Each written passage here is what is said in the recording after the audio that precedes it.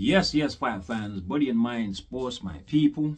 You are fully appreciated in this round, my guys. My people, should we get right into it? So, as we know, today we are going to be having Tyson Fury versus Islamberg Magmadov at the Tottenham Hotspur Stadium.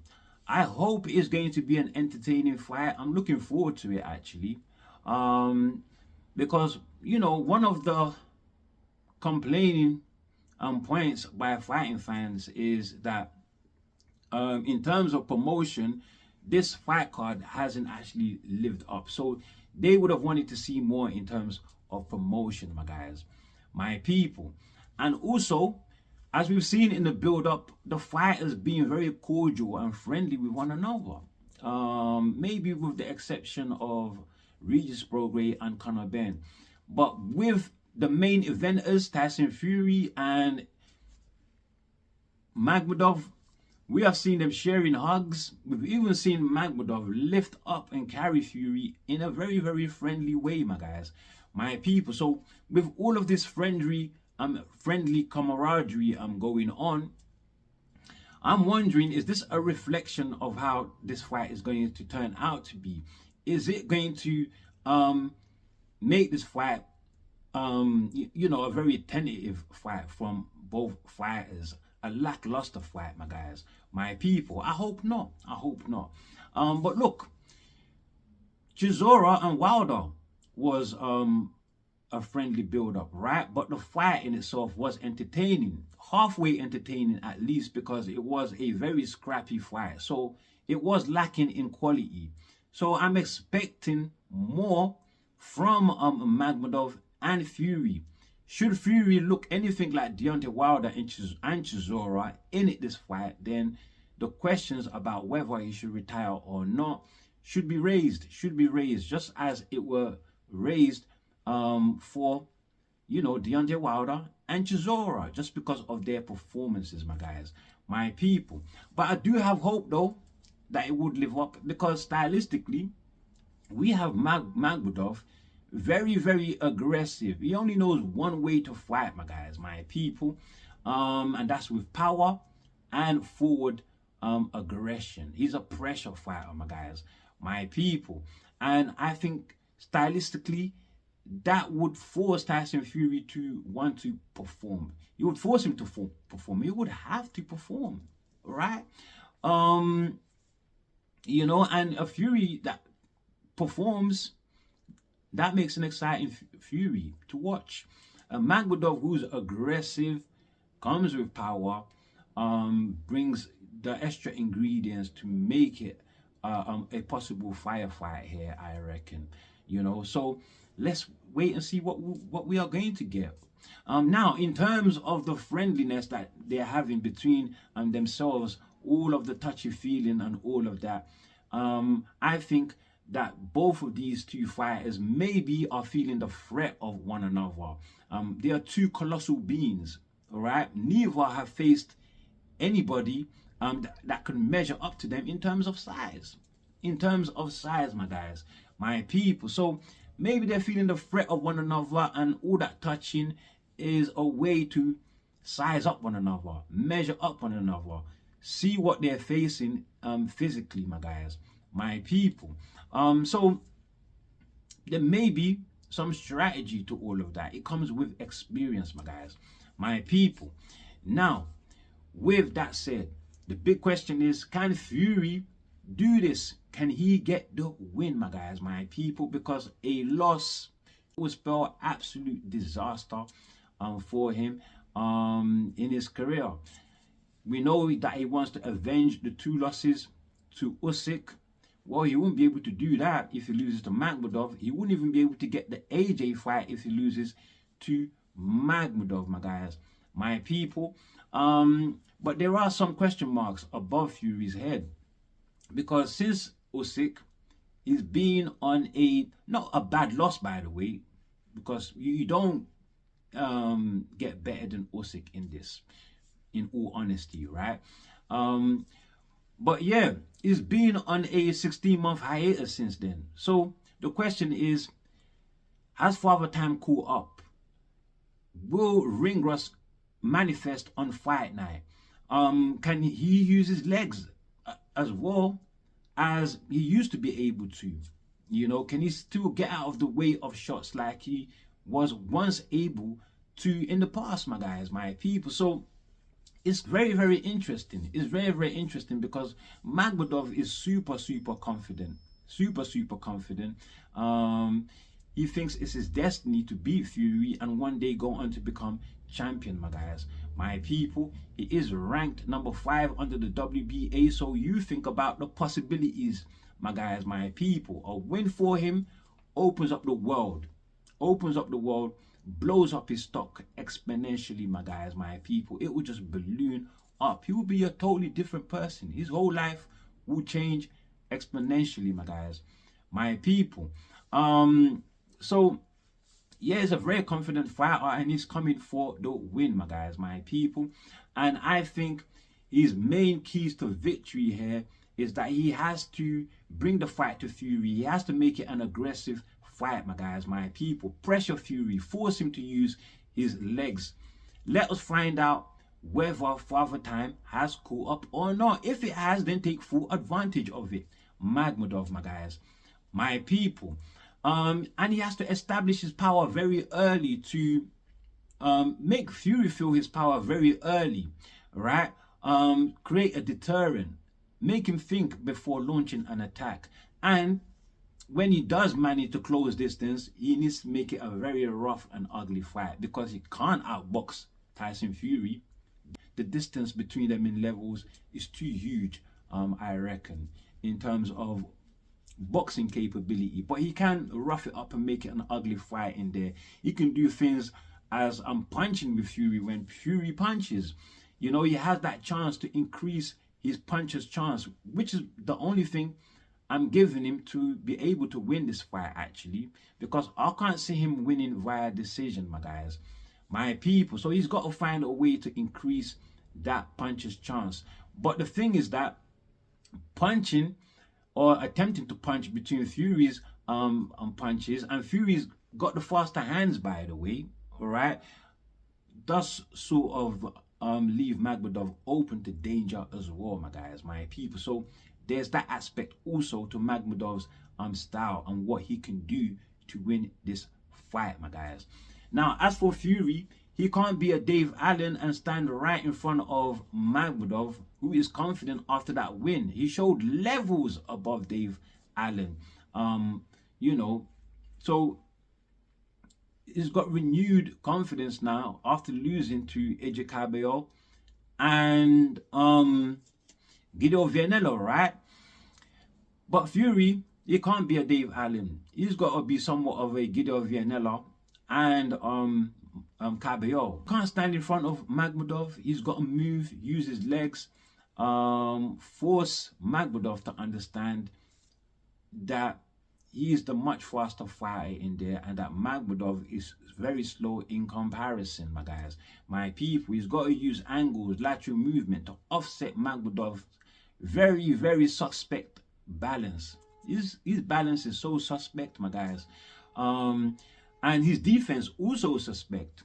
Fury can't neglect the jab. He's got to use his jab, establish and control range, my guys.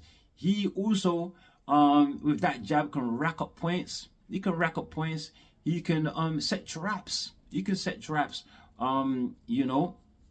And he has to show Magmadov that at the elite level, you need more than just a puncher's chance. You need to bring the skills to measure up, right? And if there are any lapses in his defense, he needs to take full advantage of that, my guys, my people. Now, with that said, Fury also has to, you know, exploit Magmadov's weak stations, which of course is to his body. We've seen Cabello stop him to the body. We've seen Dave Allen expose all those just slightly, that Magmadov is not comfortable to the body. That said, we've seen Fury hurt Usyk to the body. And if you can hurt Usyk and Dave Allen could show what he did against Magmadov, surely Fury can as well, my guys, my people. If you can do all of these things, it could be a short night. And I believe maybe he stops Magmadov in 6 rounds or under. Maybe in 4 rounds, as Fury himself predicts, my guys, my people.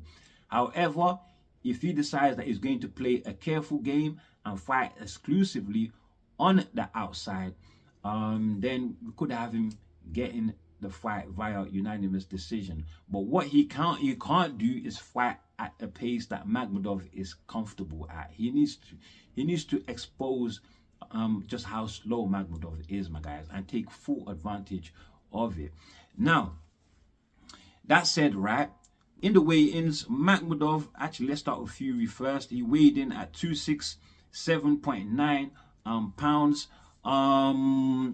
which is much less than his last fight with Usyk, slightly more than in his first fight with Usyk. He weighed in at the low 260s, right? So he's going for a combination of having a few extra pounds behind his power, as well as trying to maintain his speed here, my guys. So he obviously still has a bit of confidence in his footwork. In that first Usyk fight, he was really good, you know, with his movement, and he had the fight. It looked like he had the fight in the bag, really pressing Usyk, but then he gave it away, messing around, my guys, my people. And then we know what Usyk did, and that was all she wrote, right? But yeah, he looks like he's looking for power and a bit of speed against Magmadov. Magmadov, who came in at a weight 264.9 pounds, my guys, my people, around the same weight as in the Dave Allen fight, slightly heavier, just 3 pounds or so. So he's evidently looking for some pounds behind his punches, right?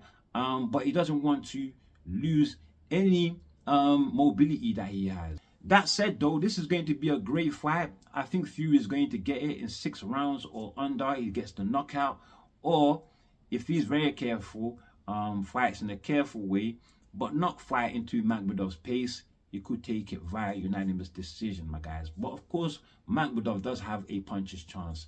I don't think it's going to happen. I just don't think it's going to happen. But fingers crossed though, my guys, my people. Now, with that said, in the undercard, the co-main event, we do have Conor versus Regis Prograis. This highly controversial bout. Conor himself, highly controversial, right? And I suspect the fans on the night will bring the pressure on Ben. It will be very hostile for Ben after that move from Matchroom to Zuffa boxing.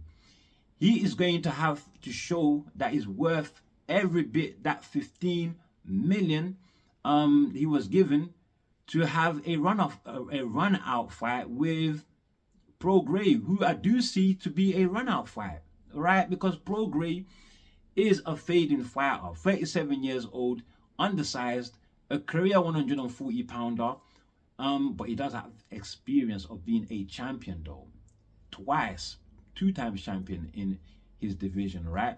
And he might get some comfort in that he doesn't have to cut as much weight as he used to. The extra pounds may you know, favor him. It may favor him, my guys, my people, compared to Conor who is cutting muscle and coming down from 160, trying to get back down to 147. So they are meeting at 150 for this fight, a catch weight 150. And I've sort of looked at Conor he looks a bit gaunt. I don't know whether that means anything. He's never fought at that catch weight before, but neither has Regis Prograis before, my guys, my people. But Conor is still looking energetic. In his interviews, I've seen him, he still look every bit as energetic, my guys, my people. Now, he did weigh in at 149.5, so half a pound less than the actual limit. And then Prograis weighed in at 148.8 pounds, my guys, my people. I can't read too much into it. It's the first time they have fought at this weight. Let's see whether Conor, once he is hydrated, right, whether he gets rid of that gaunt look, which I suspect he would, my guys. But I'm not looking for this to have too much play in this fight. I'm going more for what they have to bring to the table skill wise. I just think that Conor fights at a relentless pace. He's also very, very athletic, whereas Regis Prograis is slow-footed. But Conor has to be careful. Prograis can punch. He can punch, and he's coming with experience as well. If you can get on the inside, he could get some work done, my guys, my people. But I just fear that Prograis is not really, he hasn't got his heart in this fight, has he? He refused to promote the fight. He says he's not getting paid enough to pay the fight, to promote the fight. You know, so I don't know. Is he confident? Is he confident that he's going to win, my guys? But you can see Conor Ben is confident. He's confident, but he's going to have to win in spectacular fashion, I reckon, if he is at all championship material, which I think he is in a world where, you know, Ryan Garcia is champion, Romero is champion, Lewis Crocker is champion. All three names he has every capability of beating, right? And I would give him a better chance of beating those fighters, even though they fought at higher levels than him, my guys, my people. So this is going to be very, very interesting. I'm not counting out Regis Prograis, but athleticism, youth, you know, is something that does count a great deal. You know, it can equalize experience. It can, my guys, my people. So I think Conor Ben gets this win, and he will win in spectacular fashion, I reckon. Is designed to do so. He might go the distance, maybe a near shot out, but I doubt it. I think well, I don't heavily doubt it actually, because Prograis has never been stopped before. But I believe that Conor, with his style and his cardio, they both have good cardio, by the way, should get the stoppage, my guys, my people. And I would say in 9-10 rounds, he should get the stoppage. That is my final prediction on that fight, my guys, my people. Now, also on this card, we have Jamie TKV versus Richard Riakporhe for the British title. Right, again, I'm going to put much stock on athleticism as well. Riakporhe, 6'5", very, very strong, physical, very, very athletic, my guys, my people, and powerful. He can punch, and I think he's more comfortable in the heavyweight division, where he doesn't have to kill himself cutting weight to cruiserweight. Somebody 6'5" at cruiserweight cutting weight, that is madness, my guys, my people. And I like the fact that he has packed on more weight, packed on lean muscle. So he's not trying to blow himself up like let's say Lawrence Okoli did, right? From cruiserweight, he went up to 260 pounds at heavyweight. You get what I'm saying? So Riakporhe has not done that. He's shown much discipline in this fight, my guys, my people. And at weigh-in, he came in at 234.12 pounds. 234.12 pounds, my guys, my people.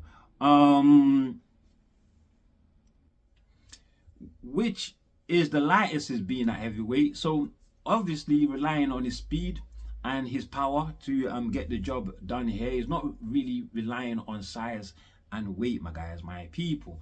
Jamie TKV, how tall is TKV? I think it's like 6'4", 6'5" as well. So he's a big fella. He is come in at 262.7 pounds. below what he came in at with Clark, and that was a great win, by the way. He was the underdog in that fight. He weighed in that fight 265 pounds, and against David Adeleye, he weighed in at 254, my guys, my people. So he's found somewhere between the middle, all right, you know, to showcase himself in this fight. Let's see whether it works, my guys, my people. He is a very, very tricky fighter, TKV, and he could come up with a surprise. He could come up with a surprise. If it goes the distance, TKV, who I believe has the better engine, has shown us at heavyweight, whereas Riakporhe, we have yet to see that kind of engine from him because he's not gone the distance yet at heavyweight. His best win has been Tommy Walsh, right? So hasn't got the experience as heavyweight as TKV either. However, if you consider his experience from cruiserweight, where he's challenged for a championship against CBS, he's fought at the top level. So overall career experience, he's the more experienced fighter, my guys, my people. But let's see whether that counts in this fight. You know, I would assume TKV will want to make things rough in there for Riakporhe. He's a spoiler. He's a spoiler, my guys, my people. Riakporhe likes to work more cleanly, you know, so he's gonna have to use his jab. His jab is gonna have to come into play. He's gonna have to work the body of TKV as well. TKV too doesn't neglect the body, so he's good at body work, mixing it up, mixing up his combinations, going both body and head. Both do that pretty well. This is a close one. It could steal the show. It could steal the show. If it goes a distance, I got TKV. But Riakporhe, I think he's got enough to do it though, to stop TKV. I'll say in round 9, my guys, my people, and that is my final prediction. TKV, he's an awkward one. He's a very, very awkward one. He could win. He could win. I'm not writing him off. After all I've said, if it goes a distance, it could be him to take the fight. But I just believe Riakporhe gets the knockout. He's just too powerful. Way, way too powerful. TKV hasn't seen that type of power. I don't think Frazier Clark is as powerful as Riakporhe. He's not, my guys, my people. He's big though. He's big though, Frazier Clark, and we saw that in his weigh-in against Justice Rooney. So let's jump into that fight now, right? Let's jump into that fight. Justice Rooney looked the smaller fighter. He is the smaller fighter, 6'4". Frazier Clark 6'6", my guys, my people, and he is looking big. He's looking big, Frazier Clark, and confident. Both fighters looking confident, my guys, my people. This entire card looking very, very confident. Rooney is such an exquisite fighter. I just can't measure him up to Clark. I don't think Clark is anywhere near his level. The only thing is Rooney's power and his chin is questionable. You know, maybe Clark's chin is questionable as well. Yes, he gave up a great performance in the first fight with Woodley, but got knocked out in the second fight in just 1 round, my guys, my people, coming off a draw in the first fight. And Rooney as well, coming off a loss to Woodley also, you know, but he was putting the beating on Woodley, only to get knocked out in the 10th round. Only to get knocked out in the 11th round, my guys, my people. So he has that question about him of his chin. If he can avoid getting clocked, all right, maybe we might not get to find out, or maybe we could find out now that maybe his chin is not too bad. It's just that Woodley hits way too hard. Maybe, my guys, my people. That said, Kevin Lerena also caused him some turbulence when they fought. So Clark does have a chance here. He does have a chance, but Rooney is so ultra talented, very, very fast. elite level boxing skills, and you can even see it at this stage of his career, where he has not fought many fighters at the top, right? When he fought Woodley was not at the top, as in the, well, he wasn't a world level fighter, my guys, my people. So this will be absolutely interesting, my guys, my people. But after seeing Clark in his fight against TKV, oh man, he didn't look great in that fight, did he? His stamina wasn't there. His stamina wasn't there, my guys, my people. And Hooney's got stamina. He's definitely got stamina. So I'm gonna give it to him. Plus his skill as well. I'm gonna give it to him. I can't go against that level of skill. Not at this level where he's fighting Frazier Clark. You know, so I'm gonna say he gets it via decision.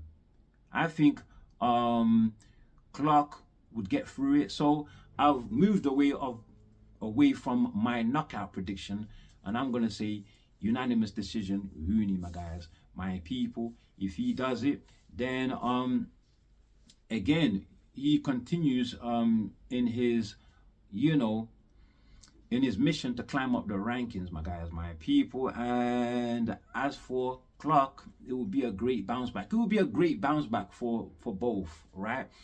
I mean, it could actually be a whitewash here. It could be a whitewash here for Rooney. Who knows, my guys, my people? But unanimous decision, Rooney, my final prediction on this one.